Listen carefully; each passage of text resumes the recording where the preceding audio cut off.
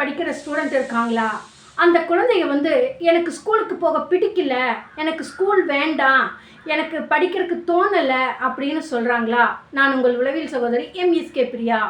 பெற்றோர்களே, உங்களோட குழந்தைகளோட பிரச்சனைகளை நீங்கள் தெரிஞ்சுக்கோங்க. உங்களோட அறிவுரையும் ஆலோசனையும் அந்த குழந்தைக்கு பலன் அளிக்காது. ஏன்னா அந்த குழந்தை பல சூழல்களை அங்கே எதிர்கொள்ளுது. அந்த சக மாணவர்கள், படிக்கக்கூடிய மாணவர்கள் வந்து இந்த குழந்தையை எப்படி புரிஞ்சுக்கிட்டாங்க, எப்படி நடத்துகிறாங்கன்னு தெரியாது. உங்கள் குழந்தை உங்களுக்கு பெருசு, ஆனால் அந்த குழந்தை அங்கே போய் மிங்கிளாக முடியல இல்லையாவா? அந்த குழந்தை அங்கே போனாங்கன்னா ஒதுக்கி வைக்கிறாங்களா?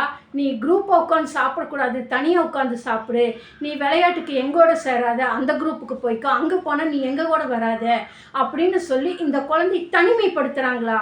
அதே உங்ககிட்ட பெற்றோர்களாகி உங்களிடத்துல வந்து என்னை யாரும் சேர்த்திக்கல, எனக்கு ஃப்ரெண்ட்ஸ் இல்லை, எனக்கு மிஸ்கிட்ட சொன்னால் எனக்கு சேர்ந்துருன்னு எல்லாத்தையும் நிற்க வச்சு சொல்கிறாங்க, ஆனாலும் யாரும் என் கூட இல்லை அப்படின்னு சொல்லி உங்கள் குழந்தை கம்ப்ளைண்ட் பண்ணிவிட்டு உங்ககிட்ட அழுகுதா?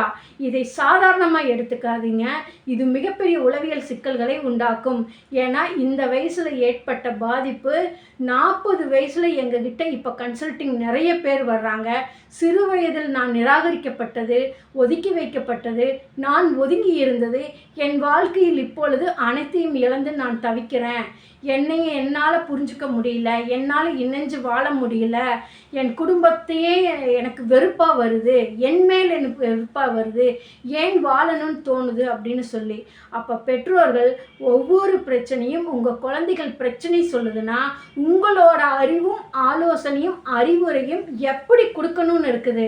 நீங்கள் வாழ்ந்த காலங்கள் வேறு, இன்றைக்கி இருக்கிற காலகட்டங்கள் வேறு. அப்போது உங்கள் குழந்தை வந்து ஒரு பிரச்சனை சொல்லுதுன்னா அதை வந்து இதற்கான அந்த குழந்தைக்கு உள்பதிவை கண்டறிந்து மறுசீரமைக்கும் பொழுது அந்த குழந்தை இன்றைக்கே அந்த பிரச்சனையிலிருந்து வெளியில் வந்துடும்.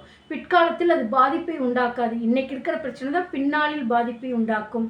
இது போன்ற உங்கள் குழந்தை வளர்ப்பில் ஏற்படக்கூடிய பிரச்சனைகளை கண்டு மறுசீரமைக்க தான் நாங்கள் உங்களுக்கு உதவி புரிகின்றோம் எம்எஸ்கே மென்டார்ஷிப் ப்ரோக்ராமில்.